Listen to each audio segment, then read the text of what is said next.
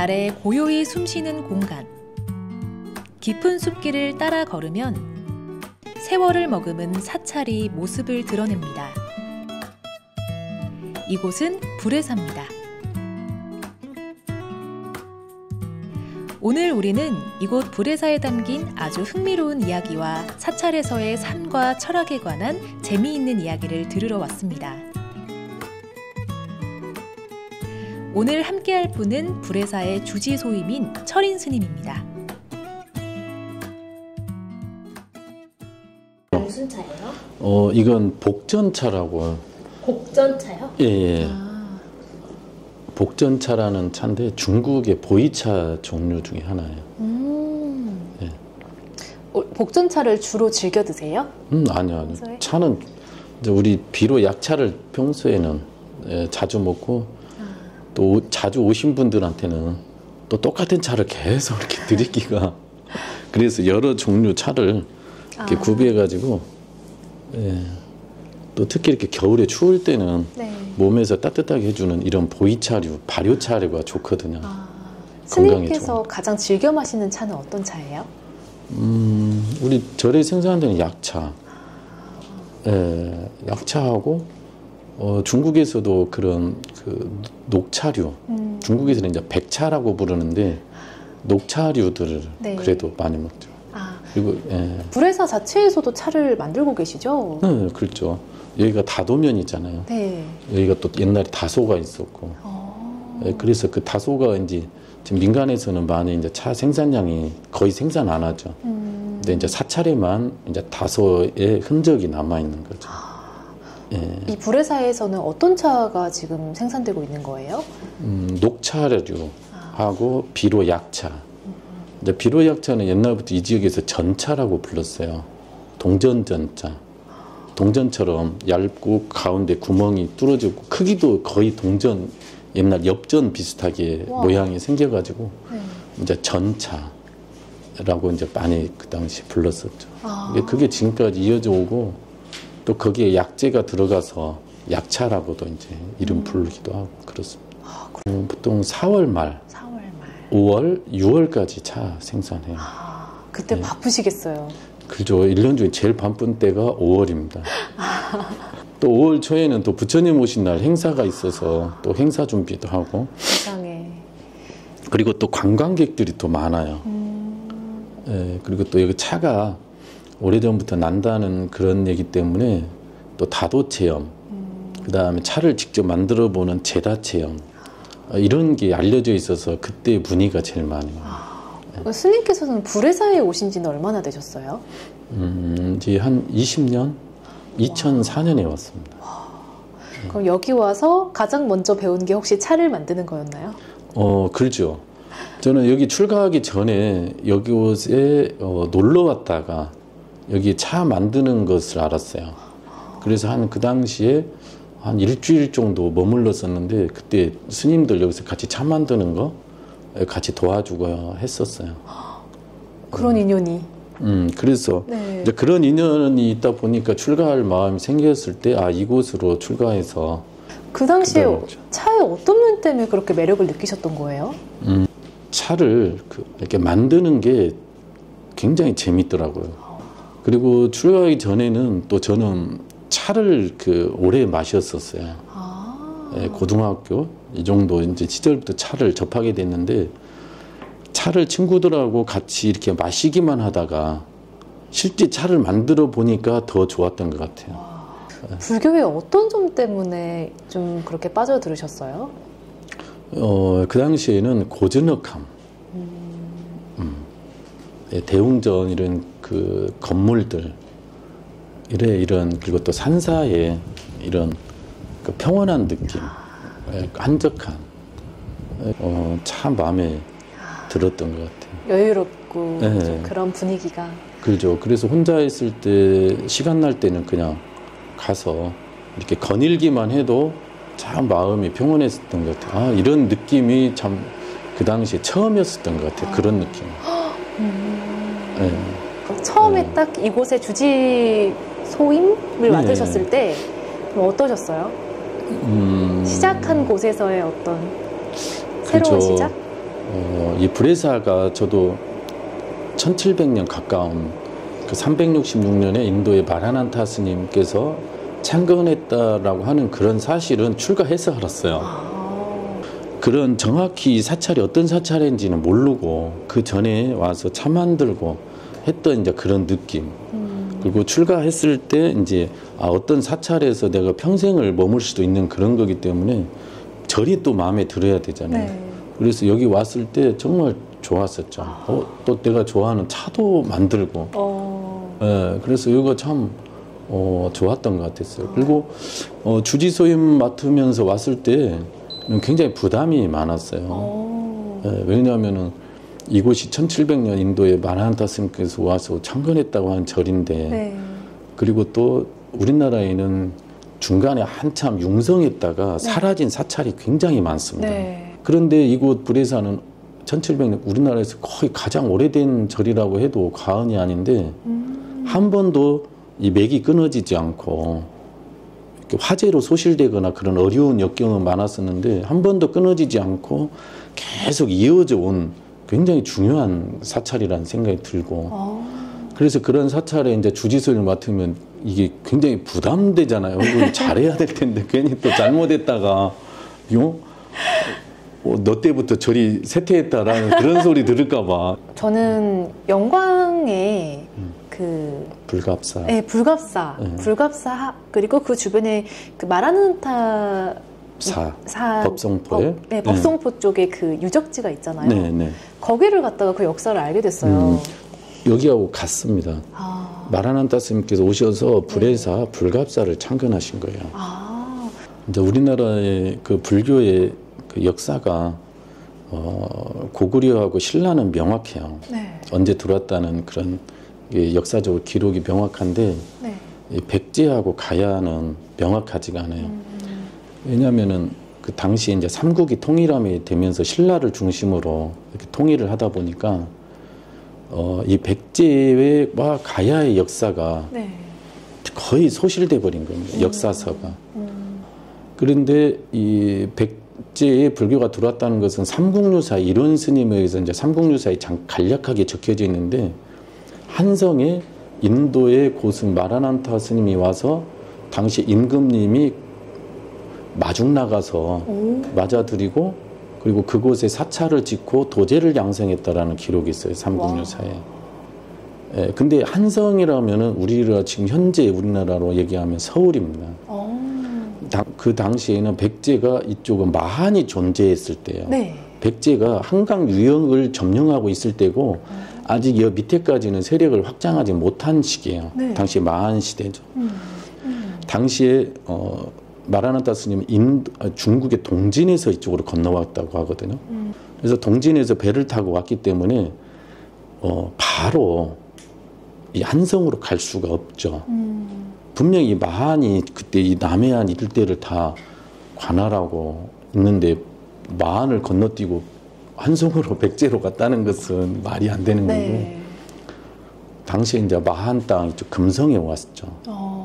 그래서 여기에 머물다가 이제 다시 연안을 따라서 위에 한성으로 갔을 가능성이 많은 거죠. 그러면서 마라난타 스님이 이제 예를 들어서 불회사나 불갑사를 창건하고 나중에 한성에 갔을 가능성이 높겠네요. 그렇죠.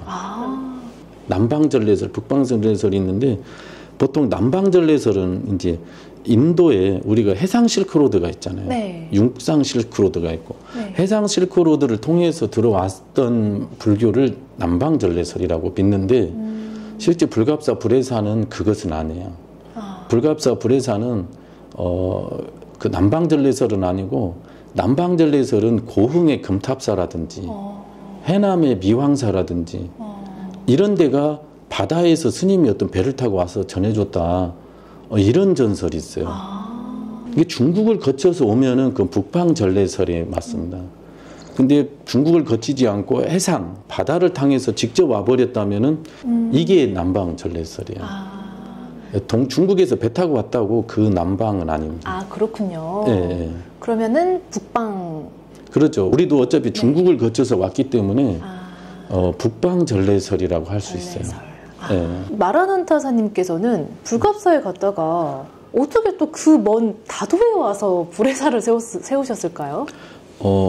저는 거꾸로라 생각해요. 네. 불회사가 먼저고 불갑사가 더 나중일 가능성이 많다는 거죠.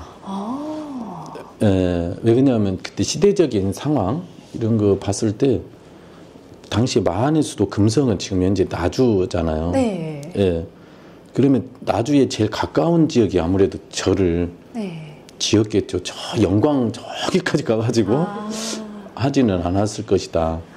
그리고 여기는 기록상으로 366년 동진태와 원년 366년으로 여기는 기록이 돼 있고 불갑사는 384년 백제 침략 원년 384년으로 차이가 나네요. 그래서 16년 정도 차이가 나요. 네. 오래된 역사이기 때문에 예, 그걸 그대로 믿기는 좀 어렵지만 현재 기록상으로는 그렇습니다. 불회사는 어떤 매력이 있는 사찰인 것 같으세요?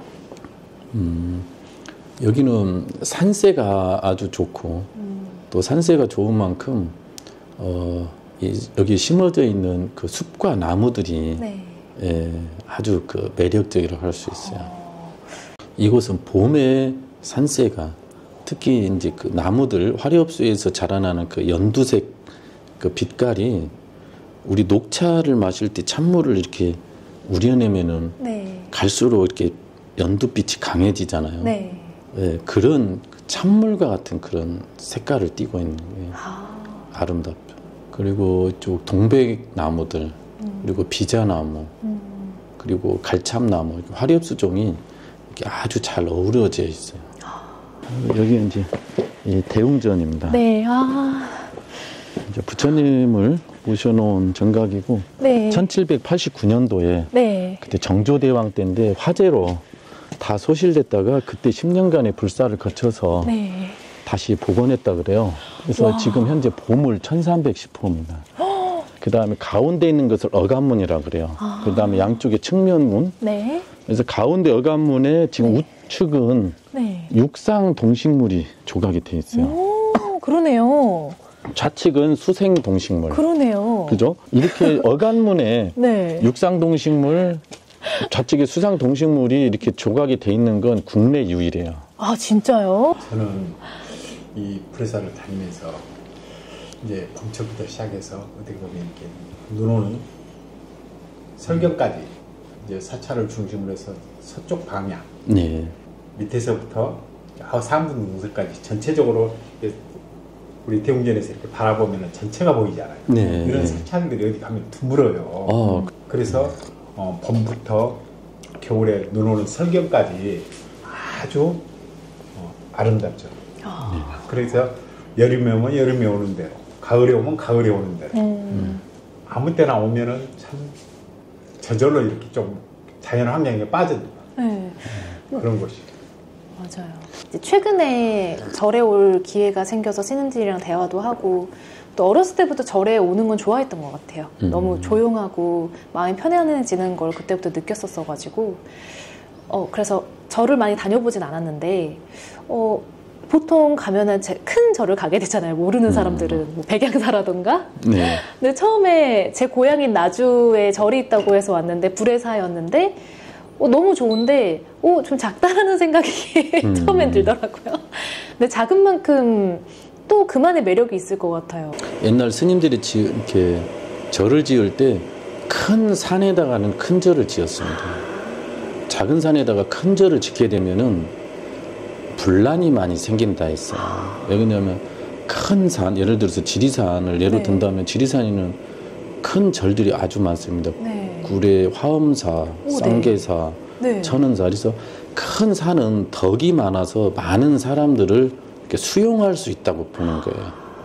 그래서 거기에 큰 절에는 아무래도 스님들도 많고 신도들도 많겠죠. 그래서 많은 사람이 그 안에 들어가 살아도 서로 화합하고 분란이 없이 이렇게 살 수 있는데 예를 들어서 조그마한 계곡에다 예를 들어 불회사 같은 데다가 화엄사 같이 이렇게 큰 절을 지어 놓으면은 많은 사람을 포용하기에는 포용할 수 없다. 작은 산은. 그러면은 그 안에 이제 같은 스님 이런 사는 사람들 간에 마찰이 생기고 분란이 많고 그렇죠. 그래서 이 산에 걸맞게 절의 사세를 결정했습니다. 아, 그렇군요. 우리 스님의 하루 일과는 어떻게 되세요? 절에는 그 3번의 그 부처님께 예배 시간이 있어요. 아침 5시, 그 다음에 점심 10시 반, 그 다음에 저녁 6시 반. 이건 사찰마다 약간 시간이 다를 수 있어요. 똑같지는 않은데 사정에 따라서 다른데 보통 5시에 일어나서 네. 7시에 아침 공양하고 그리고 이제 저도 양로원을 운영하기 때문에 양로원 출근해서 또 절에 일 있을 때 왔다 갔다 하면서 그리고 저녁에 보통 한 10시, 10시 반 정도 참 보통 양로원에서 그럼 일을 하시는 거예요? 겸하시기가 보통 일이 아니실 것 같아요, 스님. 특히 5월처럼 바쁘실 때는 어떻게 하세요? 그렇죠. 5월에 이제 바쁠 때 네. 그때 이제 좀 피곤하죠. 피곤하죠. 불회사가 비자나무가 많나 봐요. 우리나라에 제일 많습니다. 우리 대웅전 뒤로 이제 동백나무 있고 위에 이제 푸르게 이렇게 크게 울창하게 있는 것은 비자나무예요. 올라오는 길목에 보니까 입구 쪽에 양쪽에 그 장승 돌로 된 석장승. 예.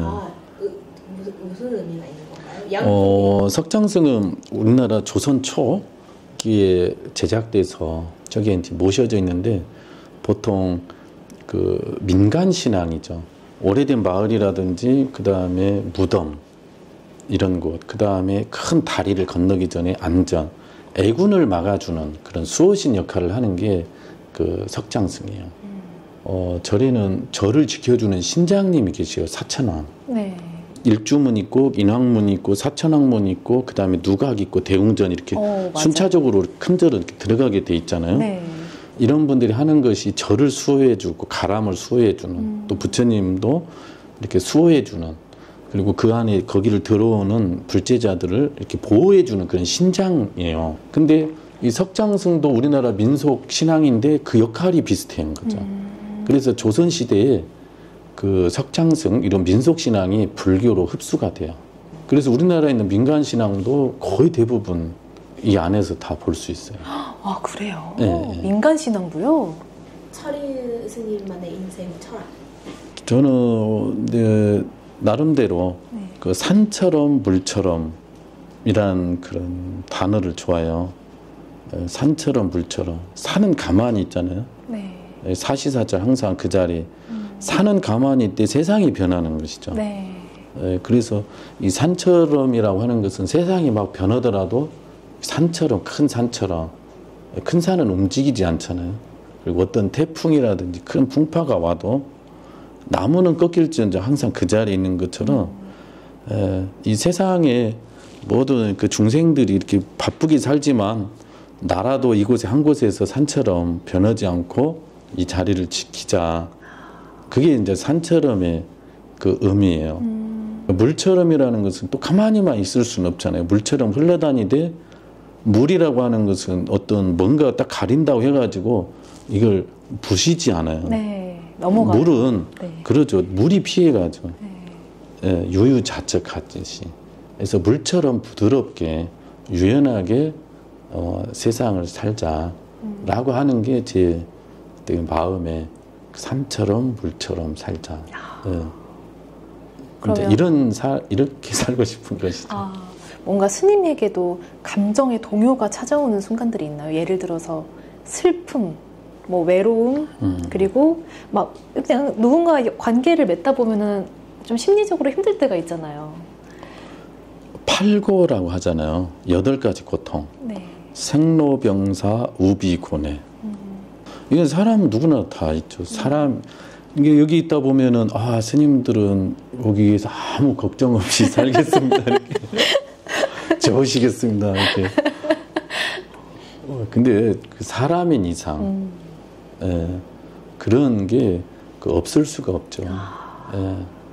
하지만은 이제 그런 것을 극복하자고 수행을 하는 것이니까 그런 거에 대해서 좌절하지 않는 게 일반인들하고 다르죠. 억지로 하려고 하지 말라는 것을 저는 좀 중요하게 생각합니다. 세상에 안 되는 것을 억지로 하려고 하다 보면 마음이 급해지고 그런 데서 또 자기 생각처럼 이루어지지 않기 때문에 근심 걱정이 일어나는데 안 될 때는 안 되는 이유가 또 있는 거죠. 그리고 또 잘 될 때는 본인이 잘해서 잘 됐다고 생각하는데 때가 또 잘 풀릴 여러 가지 주변 상황하고 맞았을 때 일이 잘 풀리고 주변 상황 남은 아무리 열심히 뭔가를 했어도 주위 상황에서 뭔가가 받쳐주지 않으면 일이 성사가 안 되거든요. 안 될 때 좀 기다릴 줄도 알고 이렇게 비켜갈 줄도 알고 이렇게 해야지 무조건 막 뚫고 지나가려고 하는 것은 그게 괴로움이다라고 하는 거죠. 현대인들이 일상에서 실천할 수 있는 작은 명상이나 수행법 같은 거 추천해 주실 만한 게 있으실까요? 아나파나사티라고 하고 우리 불제자들이 제일 많이 하는 수행법입니다. 네. 마음의 평온을 되찾는 수행인데 가장 빠른 수행이기도 해요. 이게 눈을 감고 편안히 이렇게 의자에 이렇게 앉아서 호흡 우리 단전호흡 하는 거하고 좀 비슷해요. 근데 네. 단전호흡하고 달라요. 네. 이 사람은 호흡을 하게 돼 있잖아요. 네. 그래서 이 호흡도 내쉬는 호흡이 있고 들이쉬는 호흡이 있습니다. 그죠? 네. 그래서 이 코끝에 우리가 단전호흡 할 때는 단전을 통해서 들이쉬고 내쉬는 것을 감지하는데 네. 우리 불교에서는 코끝을 집중해서 들이쉬고 내쉬는 것을 감지해요. 그래서 눈을 감고 근데 억지로 호흡을 들이쉬고 내쉬라는 게 아니라 네. 자연 호흡을 관하는 겁니다.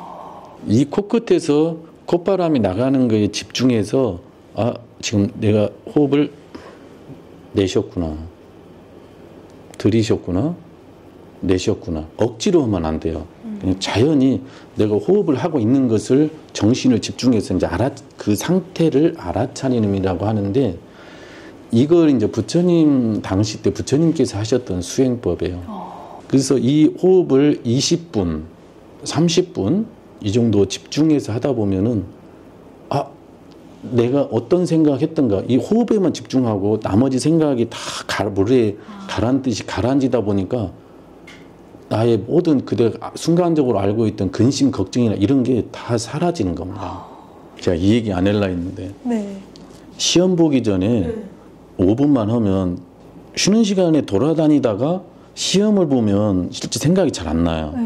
근데 시험 보기 전에 후딱 화장실 가서 시험 보기 전에 누가 얘기하면 안 되고 시험지 이제 시험 보기 전 자리 있잖아. 이런 데 다 이렇게 내가 이제 스님이 돼서 시험을 보기 때문에 딱 이렇게 5분 정도 절대 누가 얘기 안 하죠. 5분 정도.